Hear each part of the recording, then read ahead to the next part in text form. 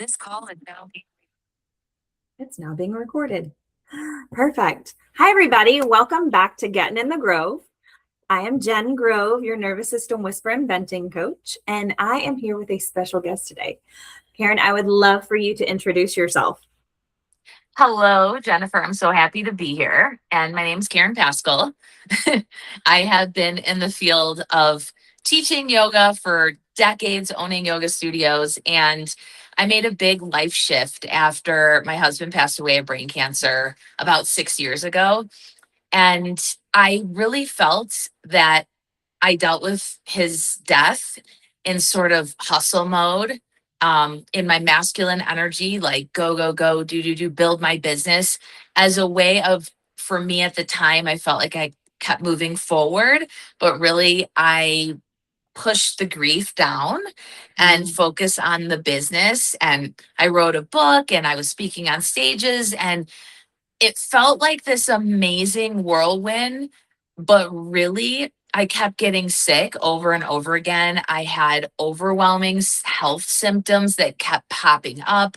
I landed in the hospital a couple times with pancreatitis. And so I couldn't really understand that I was in high functioning survival mode. I called it. We've talked about this together before. Yeah. And, because it's like hiding almost, because I was so productive that no one would see that anything was wrong. And I didn't even question it, because here I am with all these clients and this business growing and flourishing and all these opportunities, but it was coming from chaos. It was, coming from a dysregulated nervous system. So really it created more stress. And eventually I experienced the burnout. I was exhausted. I was wiped out. And I knew that I had outgrown being in Detroit, and even everything I was doing, it just didn't feel aligned. And I listened to that, even though it was very hard to do at the time. And so I just knew that I needed to move and change the environment, because I felt like in the same environment, it was supporting my nervous system being dysregulated. Yes. And Always. I could feel that I could not beat it. It was just too hard. I tried everything. I did all the yoga and the meditation and the affirmations and all the things. I was doing them all. And yet I still didn't feel, I could just say, aligned. I knew something was off, but I couldn't stop. And that was the key. Like, okay, the only thing that's going to get me to stop is to move and find a different environment. And I had always wanted to live in Colorado in the mountains. And so I got rid of everything, decluttered my entire life, put everything on hold, knowing, hey, if I want to pick this back up, I can. And I moved out. Here I am. You can see the mountains behind me. And I really spent the entire year. It was a clean slate. I stopped working. Only had one client and a couple remote yoga classes. I had no idea what I was going to do. I just focused on myself. And what I became aware of is that even in this beautiful environment and shifting my life and getting rid of everything, then I only had me to look at, which was important, as there's no one else around. And I Right. And knew nobody ever wants to look at them. They're like, no, no, no, no, no. It has to be something else. It can't be just me. I Right? had to get rid of all of that to see myself. Like, I'm still dysregulated. I'm hiking my dogs and I'm agitated and I'm screaming at them. How is that possible in this beautiful mountaintop? And I realized, wow, my system is dysregulated and it's a default mode. And I have to address this. So I've spent the last year clearing out all the possible triggers that may be causing or contributing to the dysregulation. And in doing so, that actually really helped me become clear and aware that, yes, I didn't even know I was in high functioning survival mode for at least, 7 years since my husband had his seizure, that's when the trigger went on. And it was just survival for the 2 years of caregiving and 5 years after he passed, and just pushing. I could not stop moving, So even though I wanted to. let me pause there for a second. It was really interesting. You said, the triggers, like the little things that would trigger you. Is there like this one trigger that you were like, seriously, that triggered me, that you were really shocked about? Well, the first thing that comes to my mind is the last thing I wanted to give up. I had heard it so many times. I literally would see on Instagram something, I'd turn it off because I did not want to let go of my coffee. I did not. I tried everything. I tried the decaf. I was like,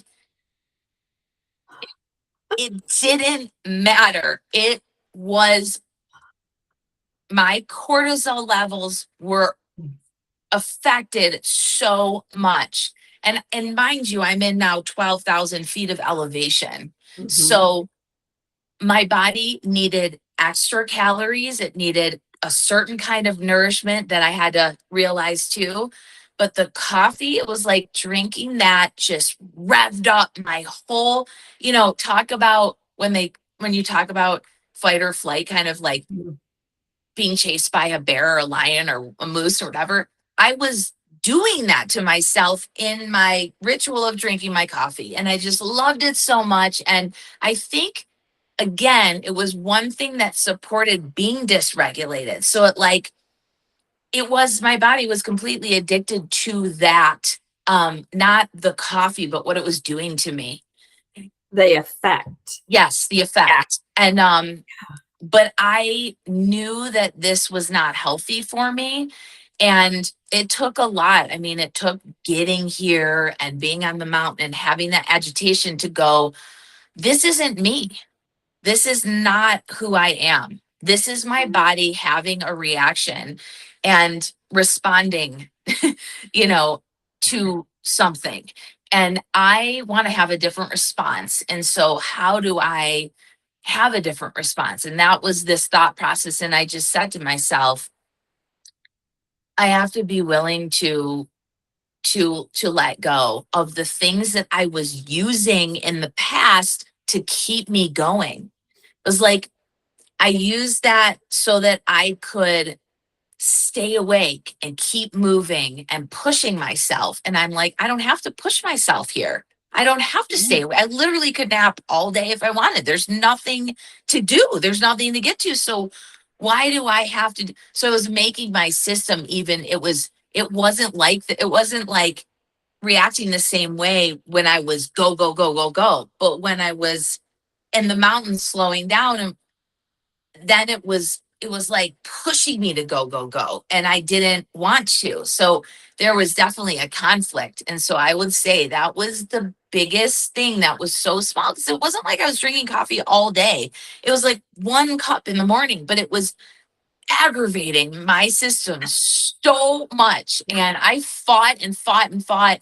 And then because I also knew the withdrawal was going to be brutal for me.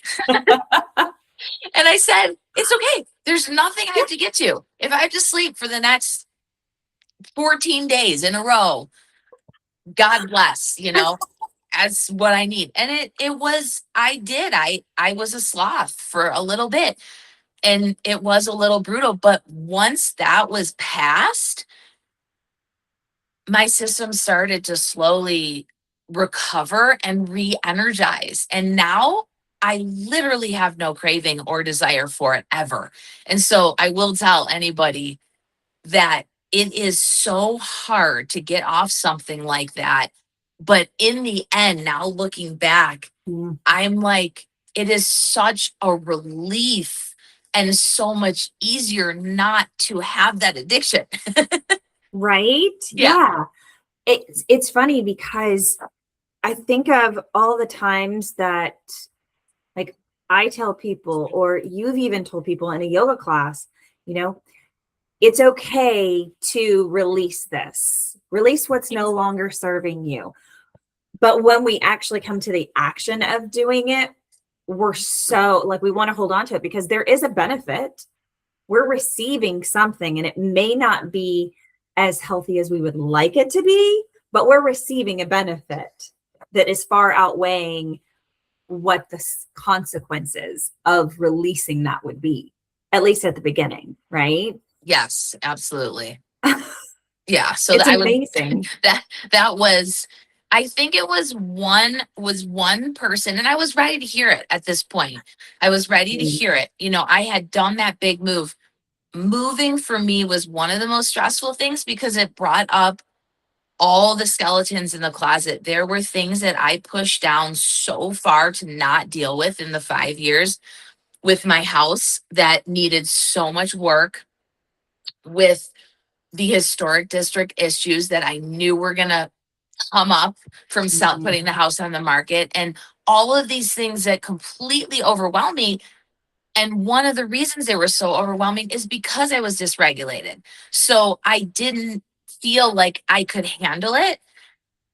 And the universe just moved me, and I followed the steps. I couldn't do it on my own. I had to wait until a pipe burst and flooded my whole house, and my house was boxed up 3/4 of the way, and I just stood there and looked at it and said, okay, thank you, I guess I'm moving.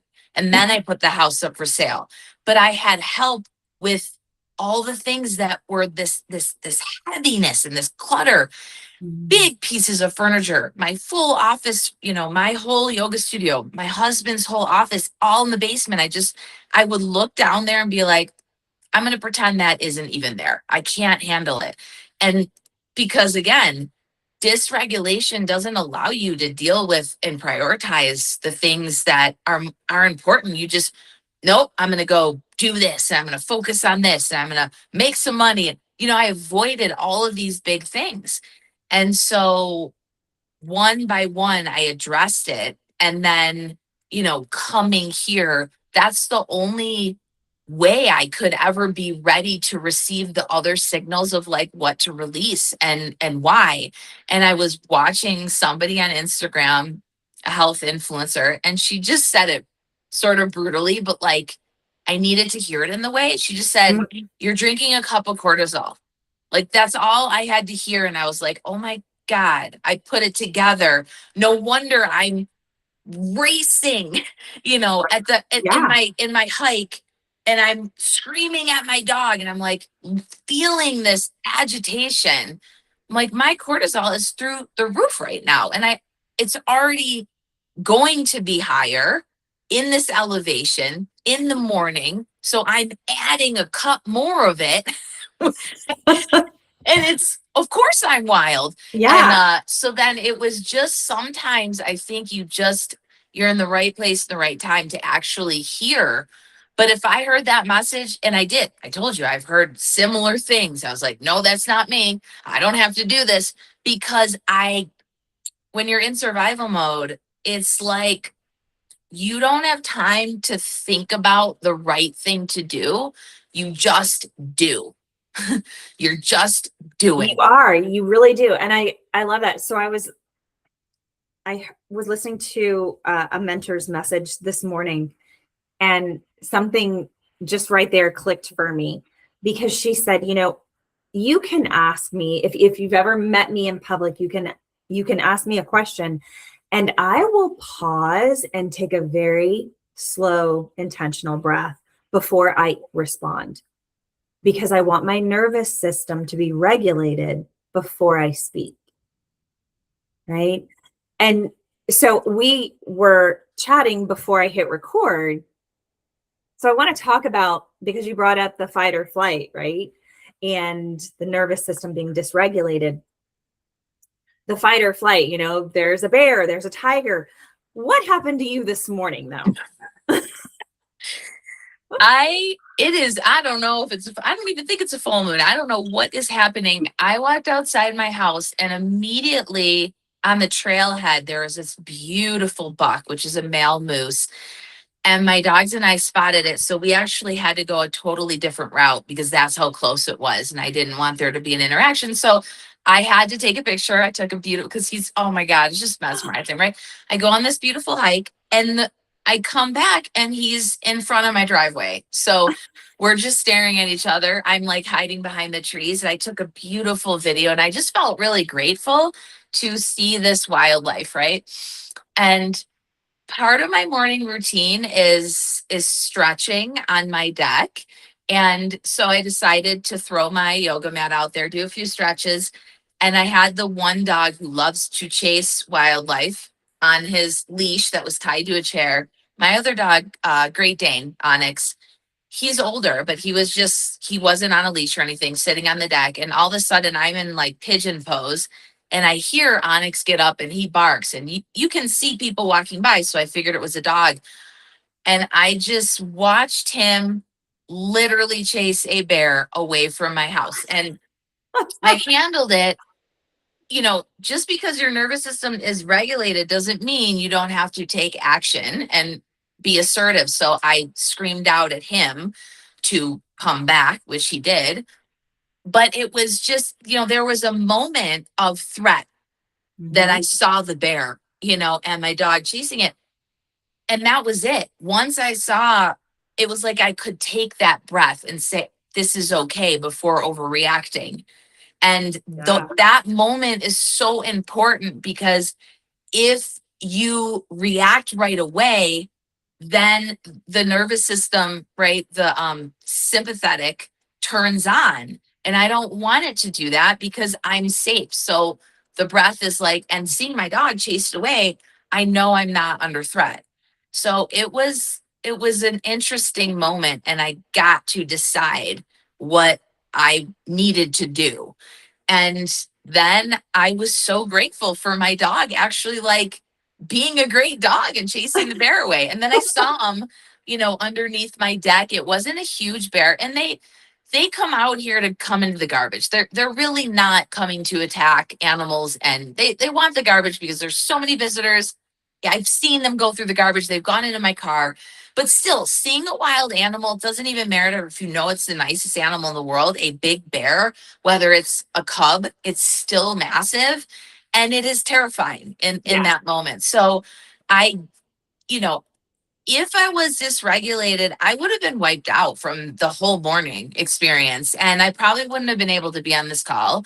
I would have had to take a nap, like lay down. My whole system probably wouldn't have even let me rest. But it was that feeling. How I was living before is that I was always tired, but I couldn't really rest. Yeah. Yeah. And I couldn't sleep. Right. It's like you get 8 hours of sleep, but then you're still so exhausted at the time you wake up. It's like, well, wait a minute, that doesn't make any sense. But I think we don't pause and look at like, okay, well, how was that sleep? Just because it says it was 8 hours, right? We're always looking at like our Fitbits and things. Just because it says it's 8 hours, was it true rest? Like, or were you online the whole time worrying about X, Y, and Z? Like, what's going to happen tomorrow? Should I have said something differently? Am I okay in bed? Is it all right for me to really, really rest? And I think there are so many people, we were talking about the high functioning. I think there are so many people in that space because society says that we have to do to receive. Yep. It's that over producing, basically, and feeling like we're never doing enough. Yeah. It's just the checklist never ends anyways. Doesn't matter how many things you get done. If you're a human being, you're gonna wake up and there's things to do. No matter, that checklist never goes away, and it's endless. And people just think, well, if I can get one more thing in, and it's like, I live my life prioritizing regulating my nervous system and keeping it regulated. That, a lot of people I'm dating, I'm single, and people can't handle it because I'm turning my phone off. It's 8 p.m. People are like, what do you mean? I'm like, well, I'm setting myself up for successful sleep tonight. And that means phone goes off. It goes in another room. I put my really good blue blocking, screen glasses on so I can watch one of my shows. I watch one. I don't watch endlessly. Turn it off. and that's it. I go to sleep. And I have never slept better. I cannot even remember. I sleep like a baby. I still will wake up probably to go to the bathroom once or twice, but I easily fall asleep, back asleep. And I couldn't get this kind of sleep before. In 7 years, it was like, and that's why I use cannabis. And I'll say that freely because I want people to know that when you're dysregulated, you're always going to need help. You're going to need something else externally to help you. It was like those were signs that I didn't even realize. Oh, if I have to use coffee to be awake and keep going, if I have to use cannabis to help my mind settle and my body feel less inflamed to get sleep. But it still wasn't the kind of sleep that felt good. I still didn't feel good in the morning. I was still waking up like every hour. It was insane. Mm. And just that alone, it won't allow you to recover properly. No. And your hormones will be all over the place. I was a real mess, and it felt like I was taking so many supplements, and so I was always looking for the quick fix. Like Right. whatever the health thing was, instead of being like, that's why I did the experiment when I moved here. I'm like, I just told myself, I got curious. What if I just experimented and I simplify? Like, what if I stopped taking this, that, and the other, and just ate really simply for nourishment, moved really simply for energy and keeping my muscle up. And that's it. Like, got sun exposure, put my feet in the earth, only drank water. I'm like, sounds really actually quite logical and makes a lot of sense. And Yeah. I think my body was so confused by all the different things to manage the dysregulation. So Right. once I got to the root, it was like, oh my God, because I did the blame. It's perimenopause. It's this, it's that. It's my hormones. I have to see this doctor and take this blood work. And now I'm going to do this supplement and try this approach and this diet. And I just thought, this is crazy. This is a sign of dysregulation. This is what you do when you're in chaos. And if I remove all this stuff and simplify, what happens? I think I mentioned it to you before, but when I talk about this out loud, this is why, like, because some people are like, oh, you don't ever eat this, or you never have coffee, you don't drink anymore, and you don't. And I said, I've experienced such a radical health benefits and energy and sleep that it's like, why would I go back to that? This Right. is so much better. So it's just I laugh about it because in 5 to 10 days, which when you're in it feels like forever. But My God, yes. 24 now hours when feels like forever. like one day it seems like 24 hours you're gonna feel so tired. Like in 5 to 10 days, I had not gotten my period in a full year. Period came back. Cracks in my skin because it's very dry up here completely went away.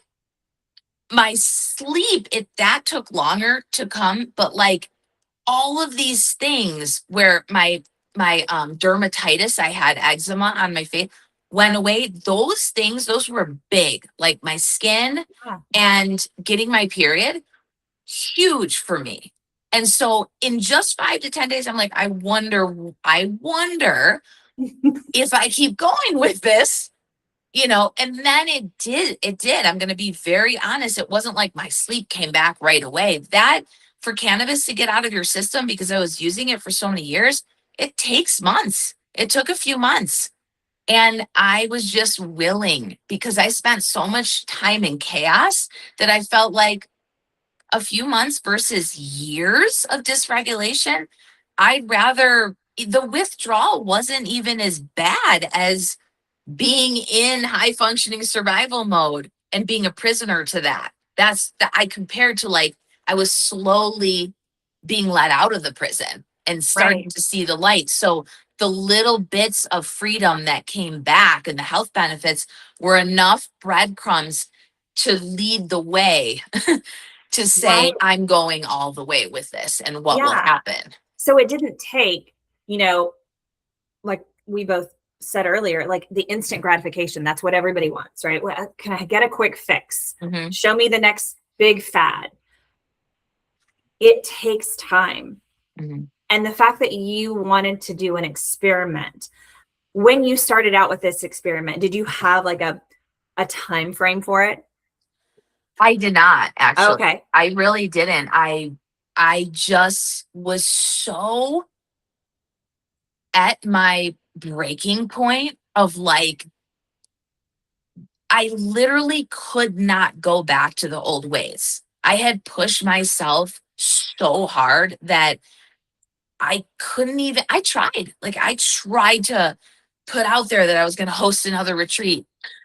Like, I tried to go back to some old ways of thinking, well, maybe I should start coaching again, and everything that was old just didn't work. It just wouldn't move. And so I was very happy about that because it allowed me to say, okay, I'm really listening. I need to be more still. And I hated that word stillness. Like, what does that even mean? And That's funny as a yoga teacher. I wouldn't even use the word in class, like, because I didn't believe that it was possible, like real stillness. Like, no, you cannot really be still. And then I was forced to be still. And in doing so, that's again when I became like real face to face with myself. And I could see myself so clearly. And that's when I would make these conscious decisions. And I did not know that in 5 to 10 days I would get those results at all. But what I did know, because I will tell you, when you even first start to get regulated and slow down, your intuition shows up, your inner wisdom. And I couldn't like run from that because I wasn't doing anything. So in not doing anything, I was like, I hear this inner voice so loud and clear, and it's telling me no caffeine, no cannabis, no alcohol, no processed sugars, no. And I didn't just stop everything. I was doing other things to replace it. So I still believe you really can't give anything up. You have to take up something higher. And my mindset was my highest health, regulating my nervous system, peace, sanity. And because I had those thoughts and I had decided I'm going to take slow walks, I'm going to nourish myself with high quality animal protein. So I had already decided what I was going to do so that I didn't feel like I was giving all this up. It's like, okay, I'm letting go of this, but here are all the wonderful, beautiful practices and just, life, I guess, choices that I'm taking, to do. And this is what makes sense. Grounding, sun exposure, you know, speaking to people that are aligned and only doing things that feel calming and peaceful. Like, I made a list of all the things that I was going to take up and do. And so it didn't feel like restricting when I gave those other things up, which was really huge because in every other diet and program, it does feel like restriction, and it's never worked in 48 years. It's always bounced back. It can work for a certain amount of time, and then I find myself gaining the weight back or feeling sluggish, symptoms coming back, and I always got so mad at myself. So I did it a different way, and it worked. And that's where midlife body alignment came from. I'm like, this is an incredible method that I just experimented with.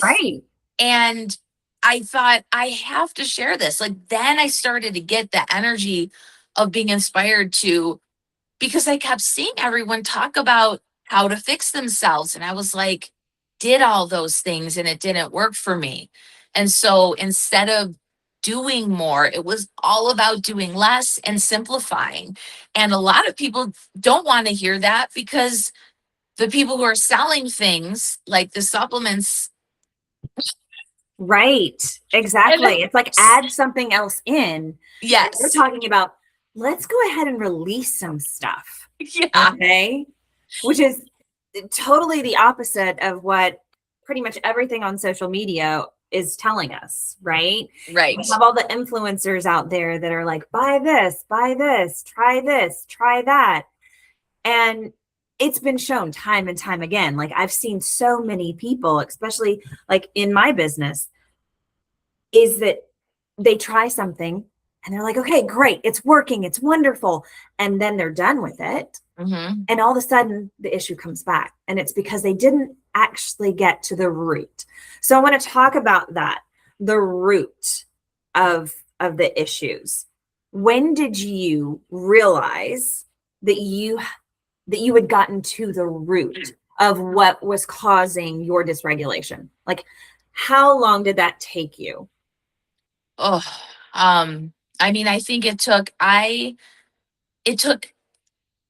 moving here for sure. So the change of environment, like I said, because even with selling the house, even though I was slowing my business down, the stress of selling the house and dealing with districts and governments and contractors and all of that, you know, on a day-to-day basis, at one point, I actually just said to myself, I don't care that my house hasn't sold. I have to move. And I was paying still a mortgage on my house and rent. And I had to, again, I knew I wouldn't be able to get to the root. I don't even know if I consciously thought that. I just knew I had to get out of there. And so once I was here, I think that's the environment. It's so powerful. Environment is so powerful because of our programming. Mm-hmm. And I could not reprogram there. So I think that when I moved out here and everything that I knew was gone, it wasn't around me, that it didn't have that influence. So I could begin to realize, I mean, I honestly thought that I had grieved, and I was good. I did not even realize I was in high functioning survival mode for that long, and that I used it to almost avoid the grief. And so then I had to allow myself to heal. And I knew that was the root cause. I needed to heal. I had lost the love of my life, my soulmate, who I thought was 12 years younger. So I thought I was going to go before him. That was the plan, right? And to lose that influential, like the most influential, powerful person in my life, to have that gone, I think I lost myself because I counted on him so much. And so I felt like I have to become a person that he's proud of and live his legacy. And he would want to know that I'm building this business and making this money. So I almost took on the masculine energy that he had in our relationship. And I couldn't see that until, again, I had to move out of the house, out of the trauma. He died in that house and I was living in it and making a business out of it. I had to remove myself from all of that to see that that was the root cause. And the only way out was in. I had to face, but everything the dysregulation would not allow me to heal. People don't understand this. You cannot heal in survival mode. So it doesn't matter how much time has passed, how successful I looked on paper, how many clients I had, and speaking on stages, and this book and that book, and it could be an endless amount of success. And I didn't deal with the loss. Because I literally couldn't. So that's what I realized is, wow, I won't be able to heal myself until I remove all the triggers and stimulants, including my home and my family, all of it, my clients, my past. And then I could see that the root cause was pain and grief. And the only way that I was ever going to heal was to feel. That's what I'll say. Yes, right. What is the phrase? Like, if we want to feel, we have to be good feelers, right? So we have to feel all the feels. And we're so worried about feeling a lot of those feels, right? To be able to get through to the other side. It's so hard. So I do want to ask, you have created this program, right? And I want to get there. But before we do, I want to go back to one thing where how you took your time to dysregulate, right? You moved. You took a big step, and so many people are afraid to take that step, right? If they can't take that step, right? It's not accessible for them, or they don't want to go that big. What are some tips that you would give them?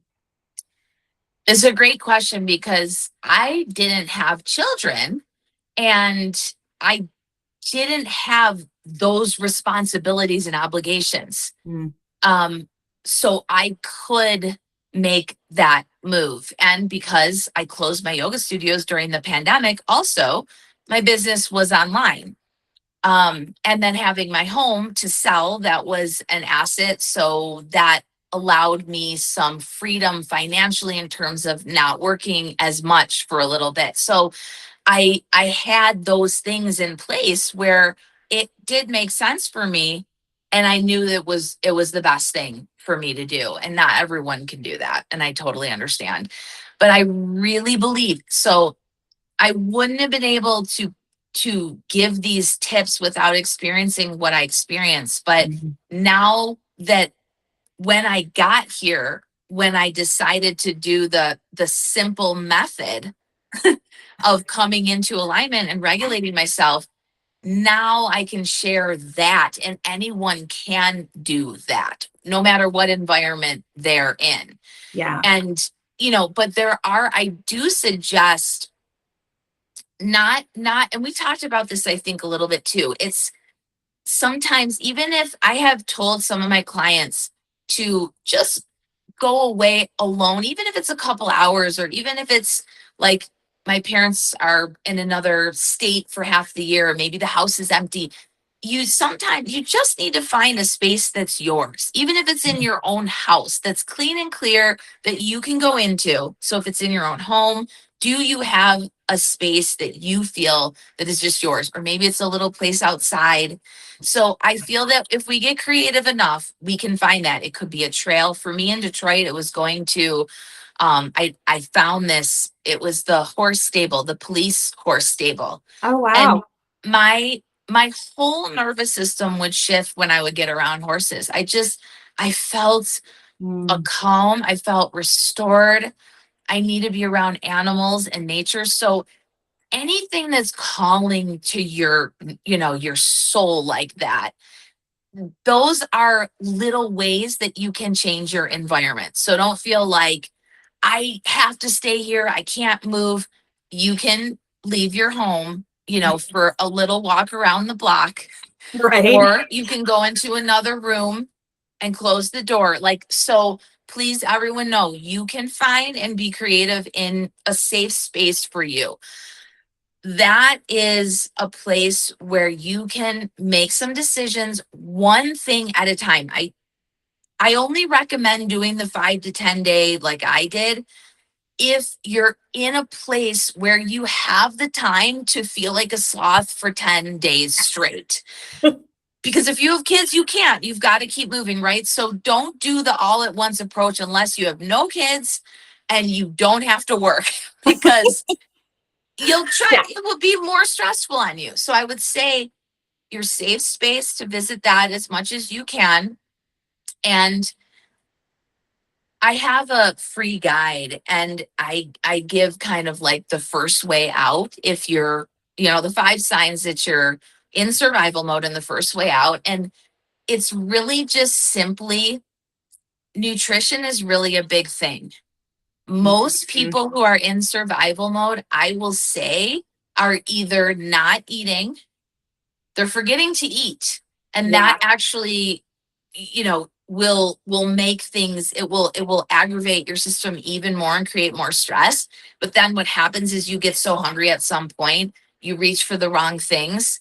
So you can't understand, you might not be eating a lot, but the cycle of the binge eating because you're starving and maybe not the right foods, your body is going to want to hold on usually to extra weight in survival mode because of um that eating pattern that isn't healthy for your body.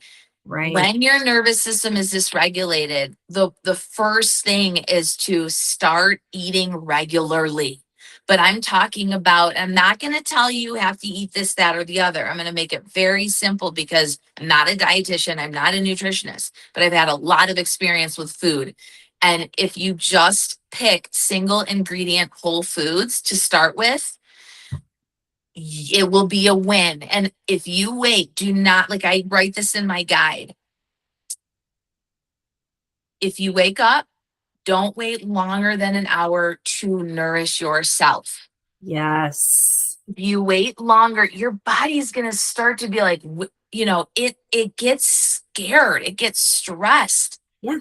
Even more so on top of it already being. So nourishment, I would say, is the biggest tip. We all have to eat anyways, right?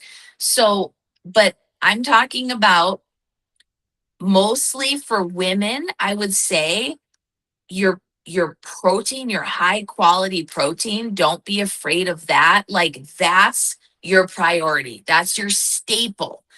And again, it doesn't have to be perfect, but just start nourishing this beautiful body of yours because it will Right. help to calm it down. It will help for your body to start feeling safe again, which triggers the parasympathetic nervous system. Like, Right. oh, I'm okay. So, anyone out there, if you can do yourself one thing, nourishing yourself and being prepared with it, don't forget to bring stuff with you so you never get in a position where you're hungry. Yeah. Or where you're going through the drive-through at some fast food Yeah, restaurant. like, oh, I Like, need oh, food. And yes, because that's the oh, unhealthy. So you need to do a yeah, little meal prepping and just, you have to treat yourself like your own child. Like you would never send your child to work or school without their lunch, without food, without a snack. So exactly. treat yourself like a beautiful baby and make sure you are nourished throughout the whole day. I would not prescribe any kind of fasting except sleeping time for anyone who's in high functioning survival mode. Yeah, Like no, because their I body used, their body yeah, just goes straight into more survival, right? yeah, Because the body is not regulated. It's not ready to right. actually go through that process. So So I let's think, talk about that, your freebie. Tell me about that. oh yeah. So okay, Yeah. so it's just a free guide and it's really beautiful. I put I love, so I'm an artist, so I've been taking photographs of Mother Nature in the mountains. So in the background of every page is one of my photographs of either the mountain or the wildlife or just beautiful pictures of the river and stuff like that because it's very calming to see nature. I think that's one reason my soul was yearning the mountains, was because it knew that this environment of wildlife was going to be regulating for me. And Yeah. it truly, truly is. I'm like in the trees every day. So there's that involved, but I just share, the 5 signs that you're living in survival, but I also share the high functioning survival mode because a lot of the things sometimes people they won't relate to. They won't think, "Oh, that's me," or it, but the high functioning survival mode is the person who looks super successful, even good on the outside and Yeah. really can keep it together. And, it's like just this constant state of keeping it together and looking at and doing it. So I think it helps to identify yourself and say, this could possibly be me.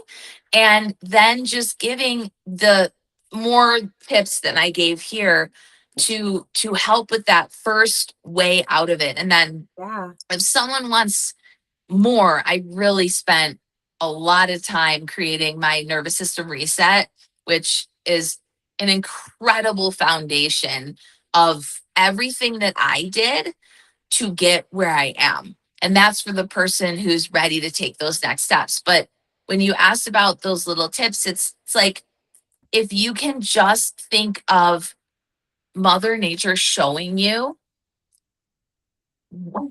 to, again, with this, like the easiest, the sun, like breathing fresh air, just letting your skin be exposed. I'm not talking about hours and hours and burning your skin. I'm talking about getting actual sun exposure, because we are beings that thrive and grow from the sun. Yeah. Putting your feet, if you put your feet in the ground, even for a few minutes, you will literally feel a difference. So these aren't long things to do.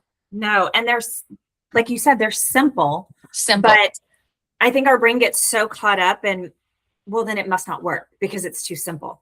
Right. We have to overcomplicate everything As, because again, we yeah. are in that space of like, well, I want the quick fix, but that's too simple. So it has to be more complicated. Like there's got to be more to it, right? No, our brain needs to just take a moment, shut off. So when you did say like, find a place, whether it's in your home or whether you're out walking, whatever, and just be by yourself. I want to add to that, not just be by yourself, like no phone, no earbuds, no music, no podcast, no nothing, just you by yourself, because that is going to give you like the biggest aha moment, whether it's the aha moment of being like, wow, this is actually amazing. And oh my God, I had this awesome thought, or wow, this feels really uncomfortable. You're getting feedback from your body. And that is so important. It's the most valuable thing that you could do. So where can people find you? Well, I'm being seen. I am out there. So, but the easiest I would say would be my website, CarenPaskel.com. My name's spelled a C, because everything on Midlife Body Alignment is there. My speaking page is there as well, and it's all laid out. But I've got different things for what anyone's ready for. I would say the free guide is like number one, and then if you're feeling called, the nervous system reset, which is there. And I do have opportunities to work with me as well. I do have a midlife body alignment audit session, which is 75 minutes with me. So I give people, a way to find me. I'm on social media with my full name, Caren Paskel, TikTok or Instagram. So if you want to just hear the inspiration, there's always something I'm speaking about every day. I love that. I absolutely love that. And Caren, I am so blessed to have had you on today. Thank you. I am going to pop all of your information in the show notes so everybody can like follow you, go to your website, take that audit, get the little freebie, and really just interact with you and get their nervous system more regulated, because that's just all we all need in our lives. One step at a time. It's just exactly. It really is a journey, and that's why I call it a method. Because it isn't a one and done kind of a thing. It's a way of life. It's truly, I have a lot of people want to turn the page and start a new chapter. And I kept going back to the old chapters, and I really couldn't start a new chapter without a new method that was sustainable and so simple. It's almost mind boggling. I laugh about it every day. Just the simplicity. I'm like, Mother Nature literally just showed me what to do, and I decided to just follow that, and it worked. God bless. So I'm just reminding people to come back to what they already know, what the soul already knows. Exactly. Yes. I love this. This was such a great conversation. I want to again thank you so much for being here. Thank you for having me. It was wonderful. All right. Thank you, everybody. And I will pop all that information into the show notes so that you can follow Caren and get all of her expertise.